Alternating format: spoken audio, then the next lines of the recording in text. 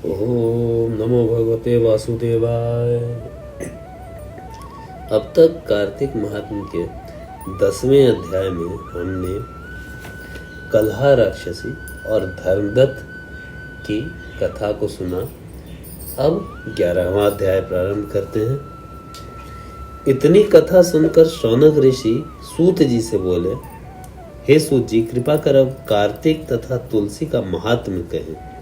तुलसी श्री भगवान जी को इतनी प्रिय क्यों है? तब सूत जी बोले, हे ऋषियों, जो प्रश्न तुमने किया है यही प्रश्न एक समय राजा पृथु ने नारद जी से किया था। तब नारद जी ने राजा पृथु को जो कुछ भी बताया था वह मैं आपको बताता हूँ। एक समय नारद जी से राजा पृथु ने पूछा कि हे ऋषिवर, भगवान को तुलसी क्यों अधिक प्रिय है? आप इसका महात्म्य कहें। नारद जी बोले, हे राजन, एक समय देवराज इंद्र बहुत से देवताओं के साथ भगवान शिव के दर्शन के लिए गए। जब वे कैलाश पर पहुंचे तो उन्होंने एक बड़े ही विकराल और भयंकर आंखों वाले पुरुष को देखा। उसे देखकर इंद्र ने पूछा कि तू कौन है? भगवान शिव कहाँ है? परंतु उसने इसका कोई उत्तर नहीं दिया।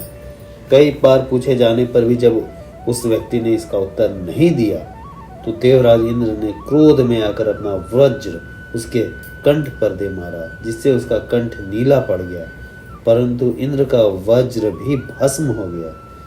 फिर उस विकराल पुरुष की आंखों से एक प्रचंड अग्नि निकली। उसे देखकर ऐसा प्रतीत होता था मानो वह इंद्र सहित पूरे संसार को जलाकर भस्म कर देगी। यह कौतुक देखकर देवगुरु बृहस्पति समझ गए कि यह भगवान शिव की लीला है, अतः उन्होंने हाथ जोड़कर शिव जी के सामने दंडवत प्रणाम करते हुए इंद्र को भी दंडवत झुकाया और स्तुति करने लगे कि हे देवाधिदेव, हे त्रिपुरासुर और अकासुर का नाश करने वाले, यज्ञ का फल देने वाले त्रिपुरारी, आपको नमस्कार है, आपको बारंबार नमस्कार है। हे ब्राह्मणों की रक्षा करने वाले देवाधिदेव, आपको बार बार नमस्कार है। नारद जी बोले कि हे महाराज पितु, इस प्रकार बृहस्पति जी की विनती सुनकर महादेव जी ने समस्त ब्रह्मांड को भस्म कर देने को आतुर उस अग्नि को स्थिर किया और कहने लगे, हे देवताओं, वर मांगो, मैं तुम्हारी स्तुति सुनकर अति प्रसन्न हूँ। मैं आज इंद्र को जीवन दान देता हूँ और बृहस्पति देव, आज से तुम्हारा नाम भी जीव होगा। बृहस्पति देव कहने लगे, हे महादेव, यदि आप प्रसन्न हैं तो इंद्र की रक्षा करें और संसार को दग्ध कर देने वाले इस अग्नि जो आपके नेत्रों से उत्पन्न है उसे शांत करें। यह सुनकर भगवान शिव बोले, हे बृहस्पति जी, नेत्र से उत्पन्न यह अग्नि अब वापस नहीं हो सकती, अतः हम इसे दूर फेंक देते हैं। ऐसा कहकर भगवान शिव ने उस अग्नि को हाथ में लेकर दूर समुद्र की ओर फेंक दिया। वह गंगा सागर में जा गिरी और एक बालक के रूप में प्रकट हो रोने लगी। इसके रोने की आवाज इतनी भयंकर थी कि पृथ्वी कांपने लगी। सब लोग बहरे हो गए। ऐसा भयंकर नाद सुनकर नारद जी वहां आए और समुद्र की गोद में एक बालक को देखकर आश्चर्य से भर उठे। तभी समुद्र ने उपस्थित होकर उनका अभिवादन किया। ब्रह्मा जी ने आश्चर्य से पूछा कि यह बालक कौन है और किसका है? तब समुद्र ने बड़े आदर से बालक को उठाकर ब्रह्मा जी की गोद में डाल दिया और बोले, यह मेरा पुत्र है जो गंगा से उत्पन्न हुआ है, अब आप ही इसके जात कर्म कराएं।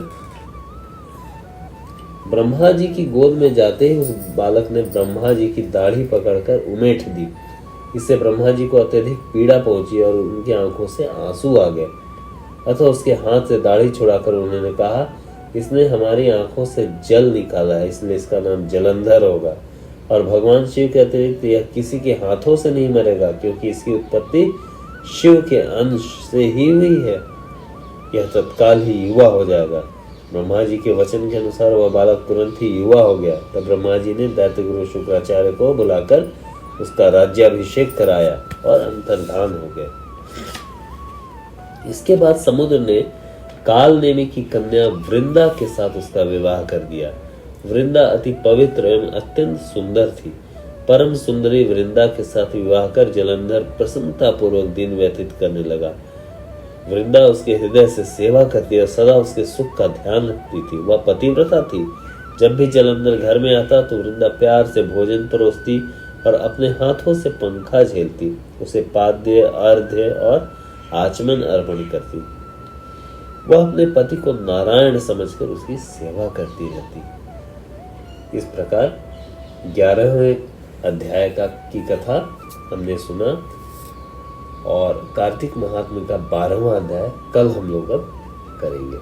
ओम नमो भगवते वासुदेवाय।